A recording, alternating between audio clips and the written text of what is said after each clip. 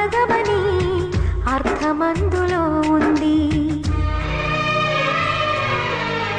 అపజయాలు కలిగిన చోటే గెలుపు పిలుపు వినిపిస్తుంది. ఆకులన్నీ రాలిన చోటే కొత్త చిగురు కనిపిస్తుంది. మౌనంగానే ఎదగమని మొక్క నీకు చెబుతుంది.